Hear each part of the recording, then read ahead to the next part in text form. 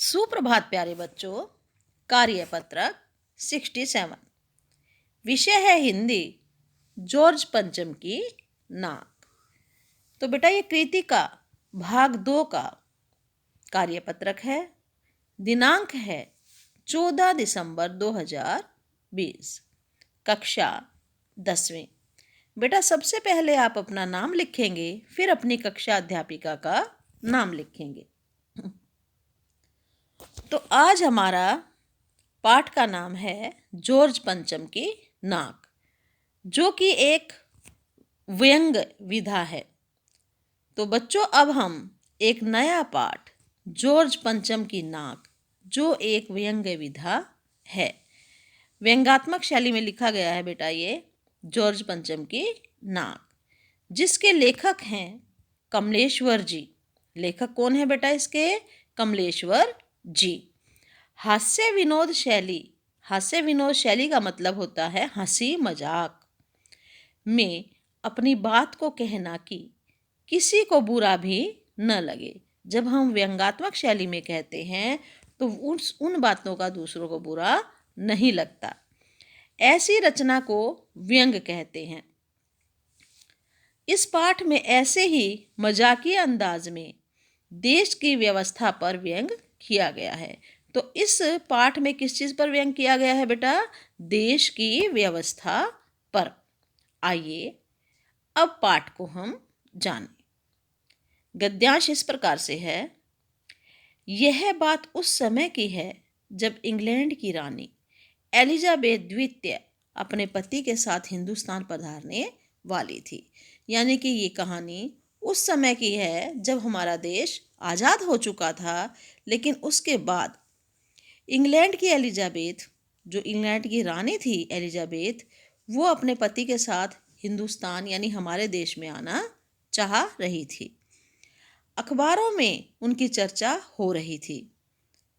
अंग्रेजों ने बेटा हमारे देश को गुलाम बनाकर रखा हुआ था पहले, लेकिन वही गुलामी देने वाले हमारे देश को आज हमारे देश में आ रहे हैं। तो लोग कितने खुश हो रहे हैं कि अखबारों में उनकी चर्चा हो रही है। रोज़ लंदन के अखबारों से खबरें आ रही थी कि शाही दौरे के लिए कैसे कैसे तैयारियां की जा रही हैं, कि वो हमारे देश में घूमने के लिए आ रही हैं और हमारे देश में भी उनके लिए कैसी कैसी तैयारियां हो रही हैं। एलिजाबेथ भी अपनी कैसी तैयारियां कर रही है। रानी एलिजाबेथ का दर्जी परेशान था कि हिंदुस्तान, पाकिस्तान और नेपाल के दौरे पर रानी कब क्या पहनेगी। तो एलिजाबेथ के टेलर भी हैं, तो टेलर को ये परेशानी हो रही है कि जब एलिजाबेथ हिंदुस्तान जाएगी तो वहाँ पर एलिजाबेथ क्या पहनेगी, पाकिस्तान के दौरे पर जाएगी तो वहाँ पर कैसी ड्रेस पहनेगी, और नेपाल के दौरे पर जाएगी तो एलिजाबेथ कैसी ड्रेस पहनेगी। यानी कि एलिजाबेथ कहाँ कहाँ घूमने आ रही थी?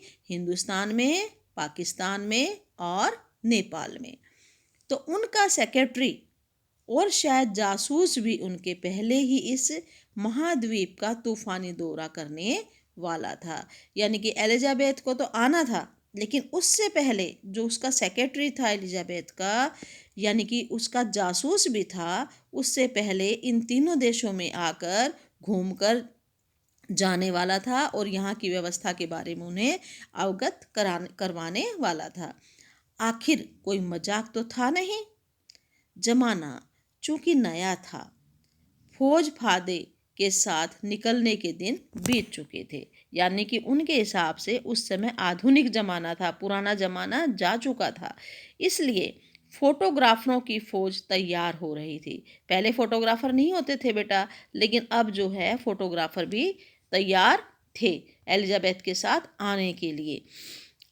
इंग्लैंड के अखबारों को, इंग्लैंड की जो अखबारों की कतरनें थी ना बेटा, वो हिंदुस्तानी अखबारों का मसाला बनी हुई थी। यानी कि इंग्लैंड की अखबारों की कतरनें हिंदुस्तानी अखबारों में दूसरे दिन चिपकी नज़र आती थी। यानी उन्हीं अंग्रेज़ों की अखबारों की जो नकल थी वो अगले दिन हमारे देश के अखबारों में आ जाती थी। रानी ने एक ऐसा हल्के नीले रंग का सूट बनवाया है जिसका रेशमी कपड़ा हिंदुस्तान से मंगाया गया है कि करीब 400 पौंड खर्चा उस सूट पर आया है। यानी जो एलिजाबेथ के लिए एक सूट सिलवाया गया है हल्के नीले रंग का, तो वो कपड़ा कहाँ से आया है? वो कपड़ा आया है हमारे ही हिंदुस्तान से। यानी हमारे हिंदुस्तान का कपड़ा इतना अच्छा है कि अंग्रेजों को वो कपड़ा बहुत ज़्यादा पसंद आता है। और उसकी कीमत कितनी हुई बेटा? 400 पौंड। वो सूट सिलाने में खर्चा आया 400 पौंड। रानी एलिजाबेथ की जन्म पत्री भी छपी। अब देखो, एलिजाबेथ के चर्चे हैं तो अखबारों के अंदर उनकी जन्म पत्री भी छपी। प्रिंस फिलिप ने कारनामे छपे। फिलिप के कारनामे छपे। एलिजाबेथ के साथ किसके कारनामे छपे? उनके पति के, प्रिंस फिलिप के। और तो और उनके नौकरों, बावर्चियों, खान साभा अंगरक्षकों की पूरी जीवनियाँ देखने में आई कि पति और पत्नी के तो चर्चे हो ही रहे हैं, लेकिन उसके साथ साथ अखबारों के अंदर नौकरों के, खाना बनाने वालों के और जो उनके अंगरक्षक का गार्ड है उनकी भी चर्चा हो रही है और उनकी जीवनियाँ अखबारों में लिखी जा रही हैं। शाही महल में रहने और पलने वाले कुत्तों तक की तस्वीरें अखबारों में छप गई है। यानी व्यंग्यात्मक भाषा है बेटा यहाँ पर कि और तो और इंसानों की तो बातें ही छोड़ दो, बल्कि उनके जो कुत्तों की जो तस्वीरें हैं वो भी हमारे अखबारों में छप रही हैं। वो भी इतने महत्वपूर्ण हो गए हैं। बड़ी धूम थी, बड़ा शोर शराबा था। शंख इंग्लैंड में बज रहा था, गूंज हिंदुस्तान में आ रही थी। कि ये सारी चर्चाएं तो इंग्लैंड के अंदर हो रही थी, लेकिन जो हमारा देश था वो सारी की सारी नकल उठाकर हमारे अखबारों में छाप रहा था। इन खबरों से हिंदुस्तान में सनसनी फैल रही थी कि सब लोग उस अखबार को पढ़ रहे थे। राजधानी में तहलका मचा हुआ था, यानी हमारी दिल्ली में तहलका मचा हुआ था कि एलिजाबेथ आएगी। जो रानी 5,000 रुपये का रेशमी सूट पहनकर पालम के हवाई अड्डे पर उतरेगी, उसके लिए कुछ तो होना ही चाहिए। यानी बेटा उस समय 5,000 रुपये का एक रेशमी सूट तैयार हुआ है, तो उस समय पैसे की कीमत कितनी ज़्यादा थी कि रानी एलिजाबेथ ने इतना पैसा खर्च किया एक सूट पर। तो उतरेगी, उनके लिए तो कुछ होना ही चाहिए। कुछ क्या, बहुत कुछ होना चाहिए। जिसके बावर्ची पहले महायुद्ध में जान हथेली पर लेकर लड़े थे, उसकी शानो शौकत में उनकी शानो शौकत के क्या कहने। और यही रानी दिल्ली आ रही है ने अपने मुंह से निकल गया, वह आए हमारे घर, कभी हम उनको कभी अपने घर को देखते हैं।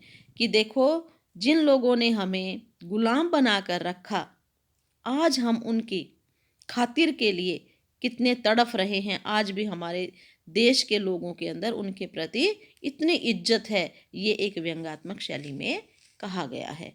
तो बेटा इसके कुछ शब्द अर्थ हैं। शब्दार्थ: खान सामा यानी खाने की सामग्री का प्रबंध करने वाले नौकर या रसोइया। बेसाख्ता स्वाभाविक रूप से। तो ये आपके शब्दार्थ थे। अब गद्यांश के कुछ प्रश्न उत्तर हैं। तो प्रश्न हैं आपके इस गद्यांश के अंतर्गत 4। तो पहला प्रश्न इस प्रकार से है: किसकी फौज तैयार हो रही थी और क्यों?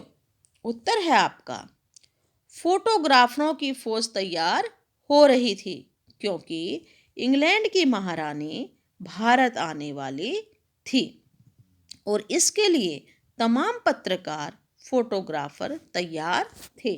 प्रश्न नंबर 2: किसके दर्जी की परेशानी थी और क्यों? उत्तर है महारानी एलिजाबेथ का दर्जी परेशान था, क्योंकि इंग्लैंड की महारानी एलिजाबेथ भारत भ्रमण पर आने वाली थी और वह इस बात को लेकर परेशान था कि ऐसा क्या डिजाइन तैयार किया जाए जो सबसे अच्छा लगे। प्रश्न नंबर 3 है: हिंदुस्तान में सनसनी क्यों फैल रही थी? उत्तर है आपका, महारानी एलिजाबेथ की भारत यात्रा को लेकर प्रतिदिन समाचार पत्रों में चटपटी खबरें प्रकाशित हो रही थी। इसी कारण हिंदुस्तान में सनसनी फैली हुई थी। प्रश्न नंबर 4, गतिविधि है बेटा ये। उपर्युक्त गद्यांशों में से जय वर्ण के शब्दों को ढूंढकर फिर उन शब्दों से एक एक वाक्य बनाइए। उत्तर है, महारानी एलिजाबेथ, इंग्लैंड की महारानी एलिजाबेथ कब भ्रमण पर, इंग्लैंड की महारानी एलिजाबेथ कब भारत भ्रमण उस समय की एक बड़ी घटना थी। गूंज, गूंज का है, इस समय समाचार चैनलों में केवल कोरोना की गूंज सुनाई दे रही है। रोज, हमें हर रोज प्रातः सूर्योदय से पूर्व उठना चाहिए। दर्जी, अच्छा दर्जी एक कलाकार होता है। हजार, हजार है, व्यर्थ के हजार शब्दों से चुप्पी कहीं बेहतर है। तो बेटा ये थे आपके प्रश्न उत्तर। इन प्रश्न उत्तरों को आप कॉपी में लिख लेना और इनको याद कर लेना। तो बेटा अब हमारे देश में कोरोना वायरस तेजी से फैल रहा है। हमें कुछ सावधानियों का प्रयोग करना है। बाहर निकलें तो मास्क पहन कर ही निकलें। हाथों को साबुन और पानी से समय समय पर धोते रहें और जहाँ तक हो सके हमें घर में ही रहना है और 2 गज की दूरी का पालन करना है।